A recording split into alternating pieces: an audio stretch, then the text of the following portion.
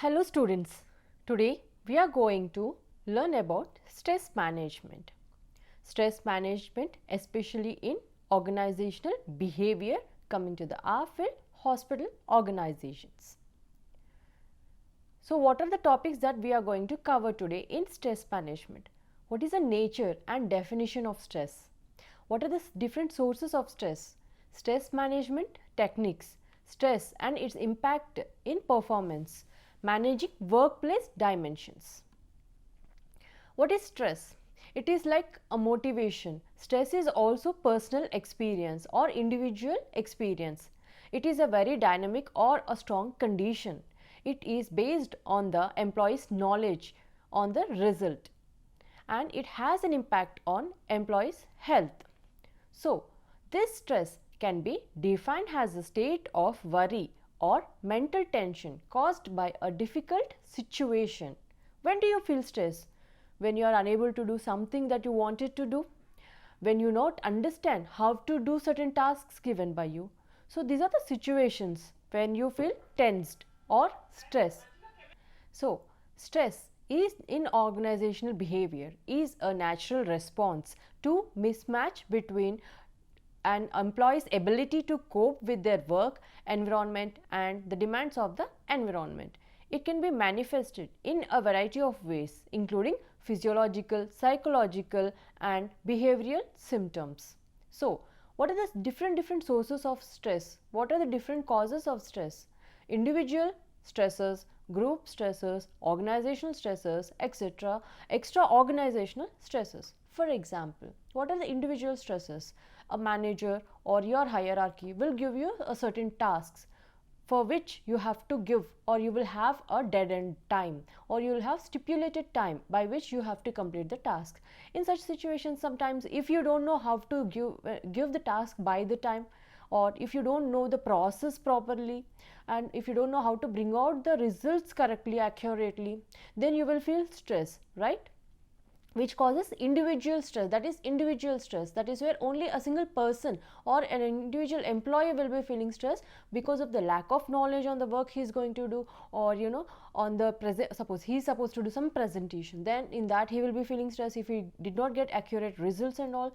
So this includes the individual stress factors. Now what about the group stress? Suppose you and your team, you are supposed to submit some reports of the data, or if you're working in a supply chain department, how much inventory was done, how much stock was brought, how much consumption was done, all these things you have to submit a report to your manager by certain date.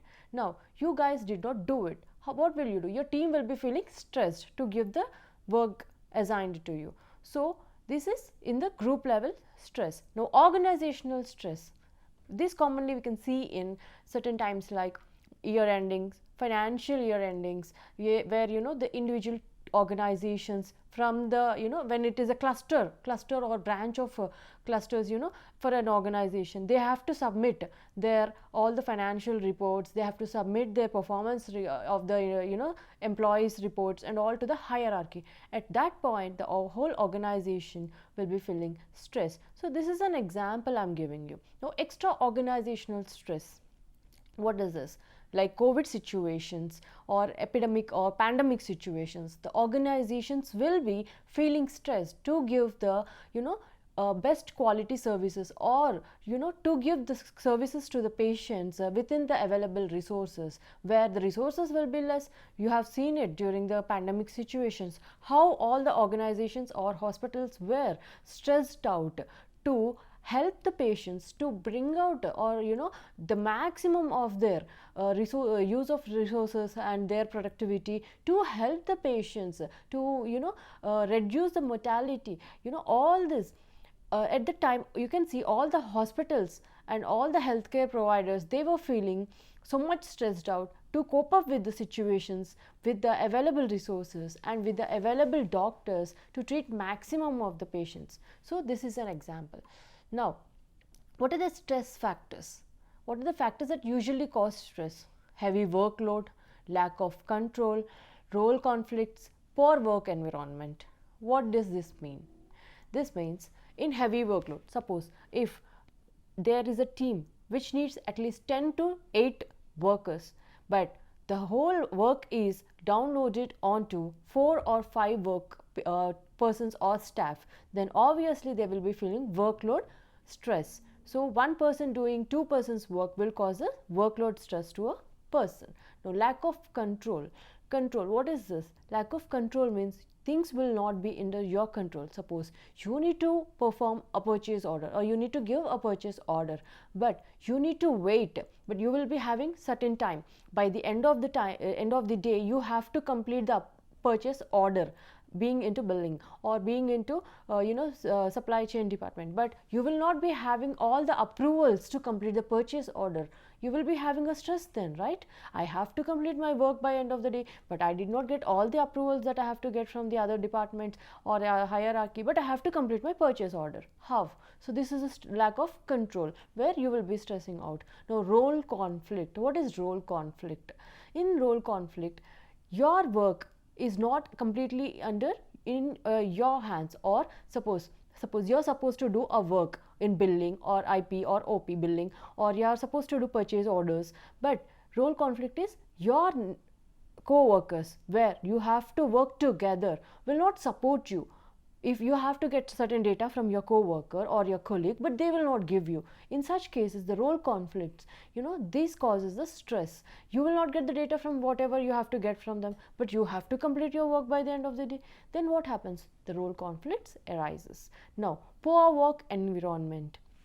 In this you will commonly see you will not be having needed resources, or you will not be having the work environment positively. You will be having all time the pressure from your hierarchy, or the conflicts from your co-workers, or you will not have the resources properly. All the resources will be limited, and your co-workers will not be supportive, your hierarchy will not be supportive. In such poor work environments, will you have stress or not to work? You will obviously have stress to bring the best out of you, or put the output given to you to give out the output. You will be feeling the stress. So these are the common stress factors we usually see in organizations. So what are the stress, what is the stress and its impact on performance? Now in organizational behavior, stress significantly impacts employees' performance and healthcare organizations' success by leading to reduced productivity, decreased concentration, poor decision making, increased errors, absenteeism, high turnover rates, and overall low job satisfaction. What are all these things? See, if you are feeling stress, that is very natural that you will not be giving out your best, that is reduced productivity.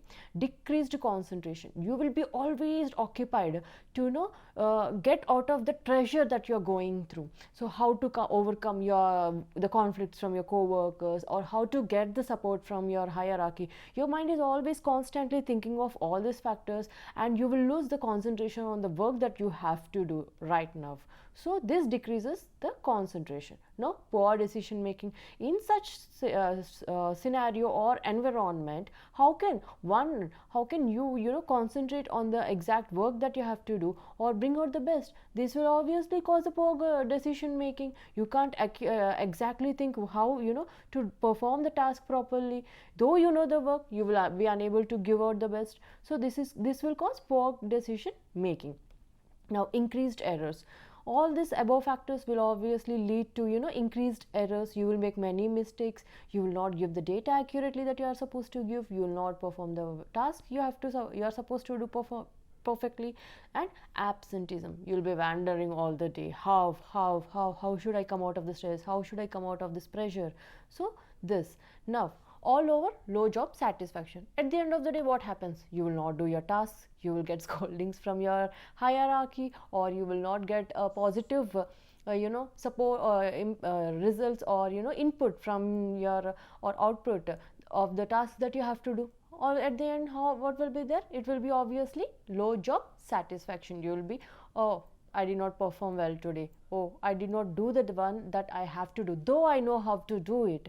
And you will not be having job satisfaction.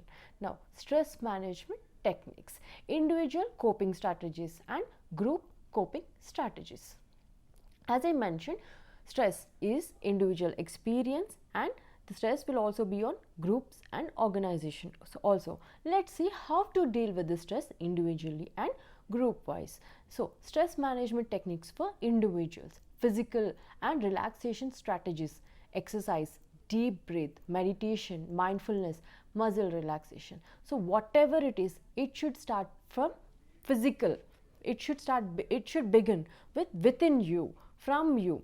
So for that, what you have to do, you have to practice healthy habits like meditation, physical relaxation, for which you need to have 7 to 8 hours of deep sleep every day, and you have to concentrate on one single thing at a time, no multitasking. See, and you have to concentrate on one single thing at a time. Meditation, deep breath, mindfulness, talking to yourself for a day, like what is the purpose, what you have to do for today, what are your tasks, to important or prior tasks that has to be performed for this single day, and making out a list of that, ticking out each task that you have completed, all these things. Now lifestyle and social strategies, healthy diet, sleep, taking breaks, limiting triggers, managing time, social connections.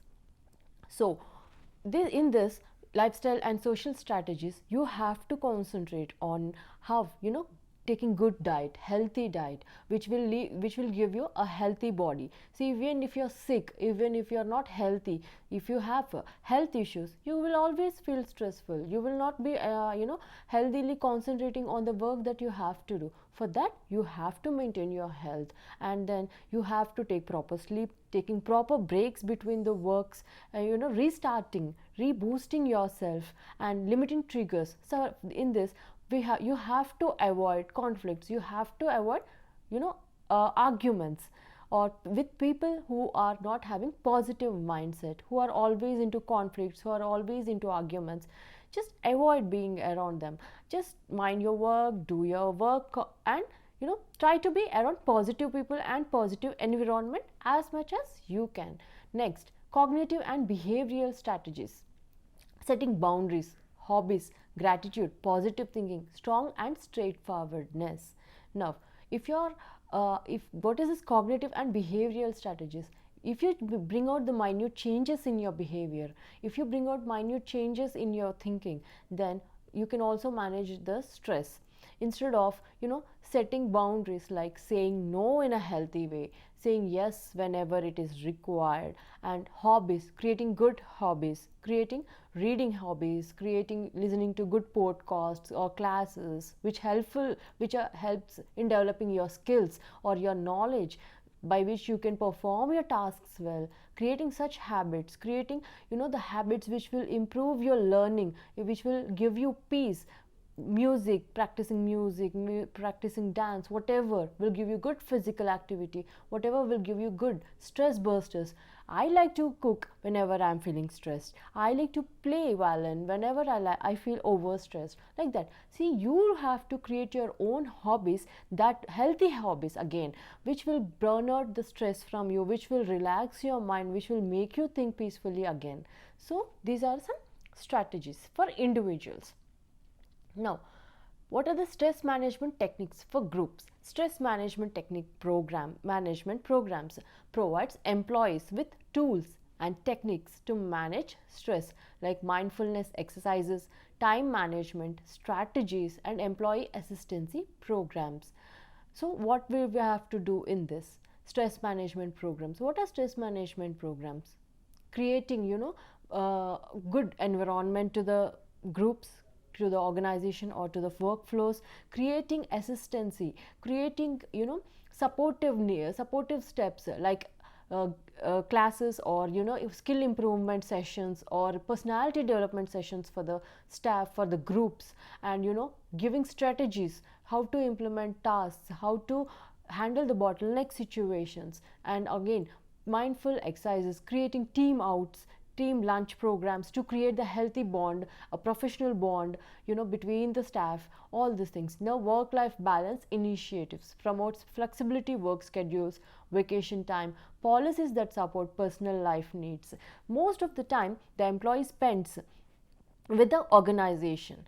Apart from the family, if the half of the in a day, half of the time, most of the time is spent in an organization, and half of the time is spent with the family. So to create that balance, supportive personal life needs policies, giving casual leaves once in a month, or giving sick leaves. Apart from sick leaves, giving some casual leaves, you know uh, work from home facilities whenever it is required, when an employee has to spend his time with the family, if he have any emergencies, understanding that and providing work from home facilities if it is possible, vacations with the team, and vacations with the lunch group, having group lunches or staff lunches to create the healthy friendships in organization. All these policies will create impact on the employees and their stress management. Now, clear communication ensures transparent communications regarding expectations, goals, and organization changes. What are these clear communications?